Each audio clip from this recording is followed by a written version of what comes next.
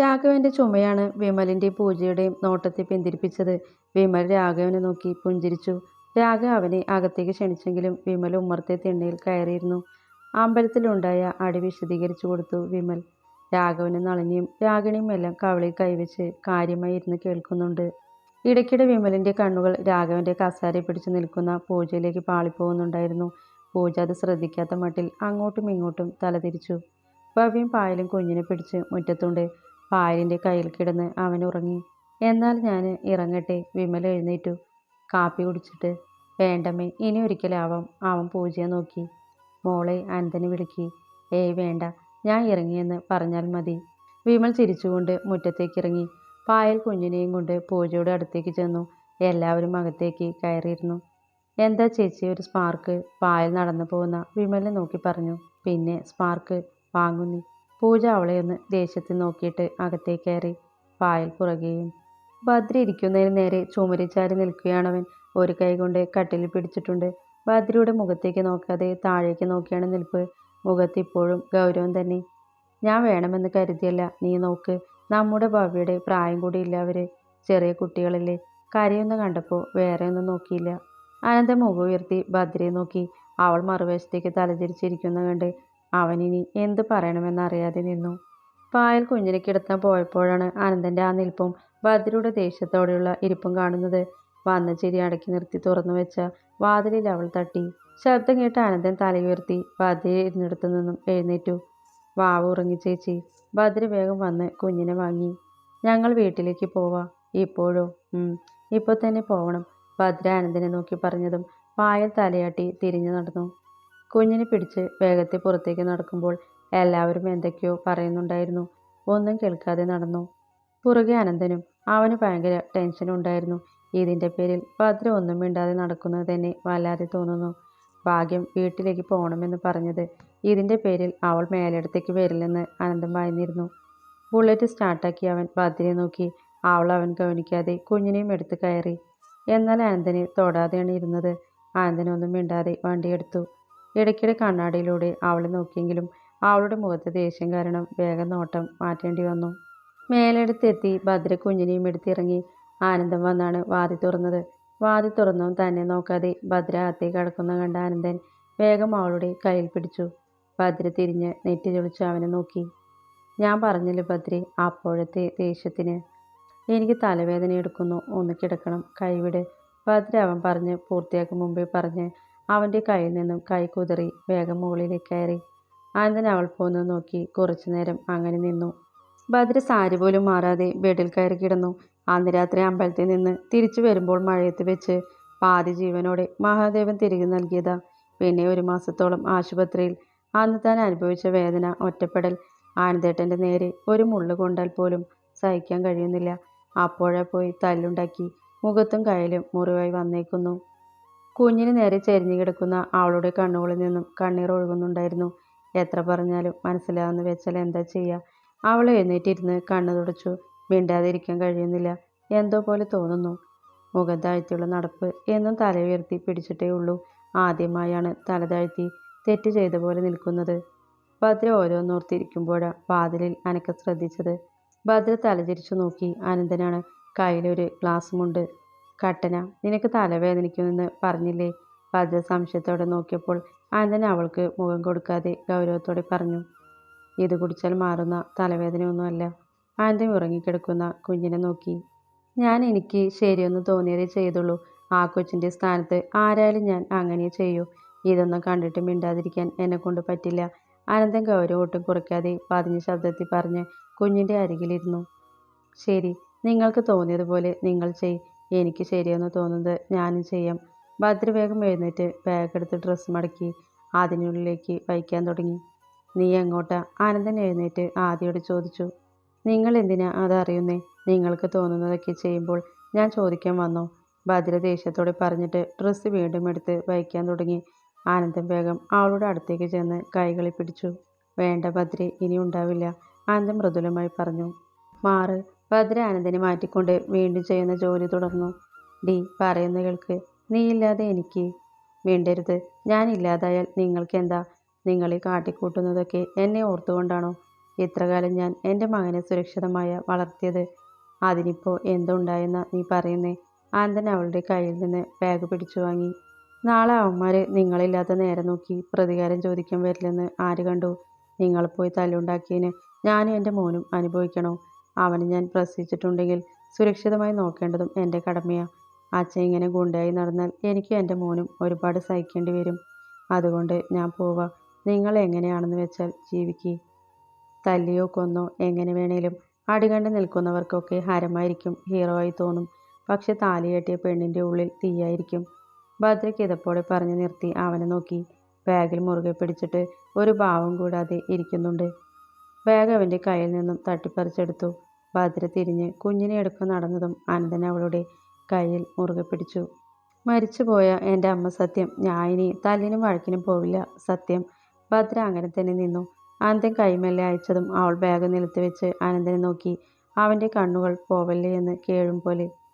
ഇനി ഉണ്ടാവില്ല, അനന്തൻ അവസാനം എന്ന പോൽ പറഞ്ഞതും ഭദ്ര ബെഡിലിരുന്നു. അനന്തൻ അവളുടെ മടിയിലേക്ക് തലവെച്ച് കിടന്നു. അവളുടെ വയറിന് നേരെ മുഖം അമർത്തി. വേണമെന്ന് വെച്ചിട്ടല്ലടി ആ കൊച്ചു കരയുന്ന കണ്ടപ്പോൾ സഹിച്ചില്ല.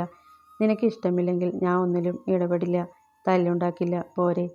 അതിൻ്റെ പേരിൽ നീയും മോനും പോയാൽ പിന്നെ എനിക്കാരാ? ഞാൻ വീണ്ടും ഒറ്റയ്ക്കാവില്ലേ? അനന്തൻ അവളുടെ മുഖത്തേക്ക് നോക്കി. ഭദ്രയുടെ കണ്ണുകൾ നിറഞ്ഞിരുന്നു. ഭദ്ര മെല്ലെ കൈ ഉയർത്തി അവൻ്റെ നെറ്റിയിലൂടെയും മുടിയിലൂടെയും വിരലോടിച്ചു. അനന്തൻ അവളുടെ വലതു കൈയെടുത്ത് നെഞ്ചോട് ചേർത്ത് പിടിച്ചു. തലയിലൂടെ ഒഴുകുമ്പോൾ അവൻ്റെ കണ്ണുകൾ മെല്ലെ അടഞ്ഞു. ഭദ്ര കുനിഞ്ഞ് അവൻ്റെ നെറ്റിയിൽ അമർത്തി ചുംബിച്ചു. മുറിവിലൂടെ തലോടി. ഭയമാണ് അനന്തേട്ടന് ഇനിയും എന്തെങ്കിലും സംഭവിക്കുമോ എന്നുള്ള ഭയം. പക്ഷേ ഇതല്ലാതെ വേറെ മാർഗവും കാണുന്നില്ല. അറിയാം, ഞാൻ പോയാൽ ഒരിക്കലും സഹിക്കാൻ കഴിയില്ല. അതുകൊണ്ട് തന്നെയാണ് അങ്ങനെ പറഞ്ഞത്. ഒരിക്കൽ അനാഥത്വം അനുഭവിച്ചവനാണ്. അവൻ്റെ താടിയിലൂടെ തഴുമ്പോൾ ഭദ്ര പുഞ്ചിരിച്ചു. ഈ നിമിഷം വരെ ഒന്ന് ദേഷ്യപ്പെട്ടിട്ടില്ല. തെറ്റ് ചെയ്ത കുഞ്ഞിനെപ്പോലെ അത് ഏറ്റുപറഞ്ഞ് പിണങ്ങിയിരിക്കുന്ന പോലെ. ഇന്ന് ഉച്ചയ്ക്ക് അടി ഉണ്ടാക്കിയ അനന്തനെ അവൾക്ക് ഓർമ്മ വന്നു. ഇടഞ്ഞ കൊമ്പൻ കരിമ്പിൻ തോട്ടത്തിൽ കയറിയ പോലെ പുഞ്ചിരിച്ചുകൊണ്ട് അവൻ്റെ ചുണ്ടിൽ ഒന്ന് ചുംബിച്ചു. മെല്ലെ തലയണ വെച്ചു കൊടുത്ത് എഴുന്നേറ്റു. അഴിഞ്ഞൊഴിഞ്ഞ മുടി മുഴുവനും വാരിക്കെട്ടി ബെഡിൽ കിടന്നുറങ്ങുന്ന അച്ഛനെയും മകനെയും നോക്കി. ആരുട്ടൻ്റെ മറുവശത്ത് തലയണ വെച്ച് അവൾ താഴേക്ക് ചെന്നു. ഫോണ് ബെല്ലടിക്കുന്ന കേട്ടാണ് ഭവ്യ മുറിയിലേക്ക് വന്നത്. വിഷ്ണുവാണ്. അവൾ ഫോണ് കയ്യിലെടുത്തു. ഹലോ, ഭവ്യ താല്പര്യമില്ലാത്ത മട്ടിൽ പറഞ്ഞു. ഹലോ, ഞാൻ വിഷ്ണുവാ. സോറി, അവൾക്കും അളിയനും ഇന്ന് തിരിച്ചു പോകണമെന്ന് പറഞ്ഞു. അതുകൊണ്ട് 2 ദിവസം നല്ല തിരക്കായിരുന്നു. കുറച്ച് സാധനങ്ങൾ മേടിക്കാൻ. അതിനിപ്പോൾ എന്താ? വിളിച്ച കാര്യം പറയ്. ഭവ്യ അല്പം ദേഷ്യത്തോടെ പറഞ്ഞു. ഞാനെന്ന് ചോദിച്ച കാര്യം അത് ഞാൻ അന്നേ പറഞ്ഞില്ലേ. പിന്നെന്താ? ഇനിയും വീണ്ടും വീണ്ടും ചോദിക്കണമെന്നില്ല. എനിക്ക് നിങ്ങളെ വിവാഹം കഴിക്കാൻ താല്പര്യമില്ല. ഇനി ഇതും പറഞ്ഞ് എന്നെ ഫോൺ വിളിക്കാനോ നേരിട്ട് കാണാനോ ശ്രമിച്ചാൽ ഞാൻ ഉറപ്പായും അനന്തേട്ടനോട് പറയും. പറഞ്ഞില്ലെന്ന് വേണ്ട. ഭവ്യ ദേഷ്യത്തിൽ ഫോൺ കട്ടാക്കി തിരിഞ്ഞതും ഞെട്ടി. അമ്മ, അവൾ ശബ്ദമില്ലാതെ പറഞ്ഞു. രാഗിണി അവളെ ദേഷ്യത്തോടെ ഒന്ന് നോക്കിയിട്ട് മുറിക്ക് പുറത്തേക്ക് ഇറങ്ങി. ദൈവമേ! ഭവ്യ നെറ്റിൽ കൈവച്ച് ടെൻഷനോടെ ബെഡിലേക്കിരുന്നു. ആനന്ദിന് ഉറങ്ങി എഴുന്നേൽക്കുമ്പോൾ സമയം 5 കഴിഞ്ഞിരുന്നു. അവൻ എഴുന്നേറ്റ് ബെഡിൽ ഉറങ്ങുന്ന ആരൂട്ടനെ നോക്കി. വായി തുറന്നു വെച്ച് ഓടാൻ പോകുന്ന പോലെ നല്ല ഉറക്കമാണ് കക്ഷി. ആനന്ദൻ അവൻ്റെ തലയിൽ തഴുകി എഴുന്നേറ്റ് ചുറ്റും നോക്കി. ബാഗ് അവിടെ തന്നെ ഉണ്ട്. അപ്പോൾ പോയിട്ടില്ല. അവൻ താടി തഴുകിയൊന്ന് പുഞ്ചിരിച്ചു. ഇനി എന്തായിരിക്കും അടുത്ത ഭാവമെന്ന് അറിയില്ല. കാളി തന്നെയാണ്, നല്ല അസൽ ഭദ്രകാളി. അവൻ എഴുന്നേറ്റ് താഴേക്ക് ഇറങ്ങി. നേരെ അടുക്കളയിലേക്ക് ചെന്ന് അവൻ്റെ ശ്വാസം വിലങ്ങി. അടുക്കള വാതിൽപ്പടിയിൽ തിരിഞ്ഞിരുന്ന തലയിൽ എണ്ണ തേക്കാണ് ഭദ്ര. എണ്ണ തേച്ച് മുടി മുഴുവനായി മുകളിലേക്ക് കയറ്റി വെച്ച് കെട്ടുകയാണ്. കൈ ഉയർത്തി പിടിച്ചുകൊണ്ട് വയർ പകുതിയും പുറത്തേക്ക് കാണാം. ഓ കോപ്പ്! അവൻ തല കുടഞ്ഞു. സാഹചര്യം മാറിപ്പോയി. ഇല്ലെങ്കിൽ അവനൊന്ന് പുഞ്ചിരിച്ചു. വഴക്കിട്ടിരിക്കുമ്പോൾ തന്നെ ഇവൾക്ക് ഇങ്ങനെ വന്ന് ഇരിക്കണോ? അനന്ത് സ്ലാബിൻ്റെ സൈഡിൽ ചാരി നിന്ന് അവളെ നോക്കി ചിരിയോടെ മീശ പിരിച്ചു. അടുത്തേക്ക് പോകണോ? കാളി കൊല്ലൂ. അനന്തമല്ലേ അവളുടെ അടുത്തേക്ക് ചുവട് വെച്ചു. പിന്നിൽ അവൻ്റെ സാന്നിധ്യം അറിഞ്ഞതും ഭദ്ര തലചരിച്ചു. അനന്തം പെട്ടെന്ന് പിടിച്ചു കെട്ടിയ പോലെ നിന്നു. എന്തേ? അല്ല, ചായ ഫ്ലാസ്കിലുണ്ട്. ആദ്യം പോയി കുളിക്ക്. ഭദ്ര എഴുന്നേറ്റു. അകത്തേക്ക് നടന്നു. കോലം കണ്ടാലും മതി. പോകുന്നതിനിടയിൽ ആള് പിറുപിറുക്കുന്നുണ്ട്. അനന്തൻ അവളെ ഒന്ന് നോക്കി റൂമിലേക്ക് നടന്നു. ആരുട്ടൻ അപ്പോഴും ഉറക്കം തന്നെ. അവൻ തോർത്തെടുത്ത് കുളിക്കാൻ കയറി. മുഖം കഴുകിയപ്പോൾ പലയിടത്തും നീറ്റലറിഞ്ഞു. കയ്യിലും മുറിവുണ്ട്. അവൻ്റെ മുഖത്ത് വല്ലാത്ത ദേഷ്യം നിറഞ്ഞു. 20 വയസ്സിൽ കൂടില്ല. കുട്ടികളാണെന്ന് അറിഞ്ഞിട്ടാ കൈവയ്ക്കാതെ എടുത്തെറിഞ്ഞത്. ഇല്ലെങ്കിൽ അവൻ്റെ മുഖം വലിഞ്ഞു മുറുകി. ഇനി എന്തായാലും ഒരിക്കൽ കൈ കിട്ടും. അവൻ കണ്ണാടിയിലെ അവൻ്റെ പ്രതിബിംബത്തെ നോക്കി പുച്ഛത്തോടെ ചിരിച്ചു. ഇനി കയ്യിൽ കിട്ടുമ്പോൾ മുമ്പ് വേണ്ടാന്ന് വെച്ച പോലെ നിൽക്കില്ല. ചവിട്ടിക്കൂട്ടണം മക്കളെ. അവൻ പല്ലിറുമ്മി. കുളിച്ചു കഴിഞ്ഞ് ഡ്രസ് മാറി താഴേക്ക് ചെന്നു. വാതിലൂടെ കുളി കഴിഞ്ഞ് അടുക്കളയിൽ എന്തോ ചെയ്യുന്നുണ്ട്. ഇവൾ അമ്മയുടെ റൂമിലാണ് കുളിച്ചേ. ഇതെന്താ വേറെ മണം? സോപ്പ് മാറ്റിയോ? ചോദിക്കണോ? വേണ്ട. ആനന്ദൻ ചെയർ വലിച്ചിട്ടിരുന്നു. ഡൈനിങ് ടേബിളിൽ വിരലുകൾ കൊണ്ട് താളം പിടിച്ചുകൊണ്ട് അടുക്കളയിലേക്ക് നോക്കി. വരുന്നുണ്ട്. ആനന്ദൻ അവൾ വരുന്നത് നോക്കി. ഒരു കൈയിൽ ചായയും മറുകൈയിൽ വേറെ എന്തോ ഉണ്ട്. ഭദ്ര ഗ്ലാസും പ്ലേറ്റും അവൻ്റെ മുമ്പിലേക്ക് വെച്ചതും ആനന്ദൻ്റെ കണ്ണ് മിഴിഞ്ഞു. അവൻ വിടർന്ന കണ്ണുകളോടെ അവളെ നോക്കി. എന്തേ, ഇലയുടെ തിന്നില്ലേ? ഭദ്ര അവൻ നോക്കുന്ന കണ്ട് ചോദിച്ചു. 17 വർഷമായി ഇത് കഴിച്ചിട്ട് അവസാനമായി അമ്മ ഉണ്ടാക്കി തന്നതാ. ആനന്ദൻ അവളെ നോക്കി പറഞ്ഞതും ഭദ്രയ്ക്കും വല്ലാതായി. അവൻ്റെ കണ്ണുകൾ ചെറുതായി ഈറനായി. ഭദ്ര അവൻ്റെ തലയിൽ തലോടി. ഇതെന്താ, തല നേരെ തോർത്തിയില്ലേ? വെള്ളം പോയിട്ടില്ല. ഭദ്ര പറയുന്നതിനൊപ്പം ഇടുപ്പിൽ കുത്തിയ സാരി തലപ്പെടുത്ത് ആനന്ദൻ്റെ തല തുവർത്തി. ആനന്ദൻ അങ്ങനെ തന്നെയിരുന്നു. അമ്മ എല്ലാം കൊണ്ടും അടുത്തുള്ള പോലെ. അത് തെളിവാകുന്നത് ഭദ്രയിലൂടെയാണെന്ന് മാത്രം. ഭദ്ര തല തുവർത്തി നേരെ അടുക്കളയിലേക്ക് നടന്നു. ആനന്ദൻ വേഗം ചായ കുടിച്ച് അട കയ്യിലെടുത്ത് നിന്ന് കടിച്ചു. തേങ്ങ ചിരിവിയതും പഞ്ചസാരയുടെ രുചി അവൻ്റെ നാവിൽ പടർന്നു. കഴിച്ചു കഴിഞ്ഞ് അവൻ നേരെ അടുക്കളയിലേക്ക് ചെന്നു. ഭദ്ര നിന്ന് പാത്രം കഴുകുന്നുണ്ട്. ആനന്ദൻ അവളെ അടുത്ത് ചെന്ന് സ്ലാബിൽ ചാരി നിന്നു. കഴിച്ചോ? ഭദ്ര അവനെ നോക്കാതെ ചോദിച്ചു. നന്നായിട്ടുണ്ട്. ആനന്ദൻ അവളെ നോക്കി. ഭദ്രയുടെ ചുണ്ടിൽ ഒരു പുഞ്ചിരി വിരിഞ്ഞു. മോനെന്താ എഴുന്നേൽക്കാൻ വൈകുന്നേ? അവൻ അപ്പോഴേ എഴുന്നേറ്റു. പിന്നെ പാല് കുടിച്ച് കിടന്നതാ. ആനന്ദൻ ഗ്ലാസ് കഴുകി ഇടുപ്പിൽ കുത്തിയ അവളുടെ സാരി തലപ്പ് വലിച്ച് വാതുടച്ചു. ഭദ്ര ചുണ്ട് ഉള്ളിലേക്ക് കൂട്ടിപ്പിടിച്ചു. ചിരി വരുന്നുണ്ട്, പക്ഷെ ചിരിച്ചില്ല. പിണക്കം പൂർണ്ണമായി മാറിയെന്ന് പറയാൻ കഴിയില്ല. വാതോരാതെ സംസാരിക്കുന്നവൾ ഇപ്പോൾ അത്യാവശ്യം എന്തേലും ഉണ്ടെങ്കിൽ മാത്രം പറയും.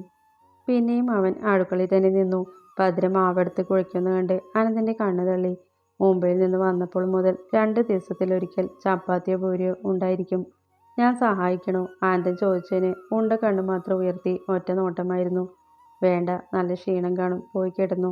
ഉച്ചയ്ക്ക് നടന്ന അടിയെക്കുറിച്ചാണ്. കാളി അതൊന്നും അങ്ങനെ വിടാനുള്ള ഭാവം കാണുന്നില്ല.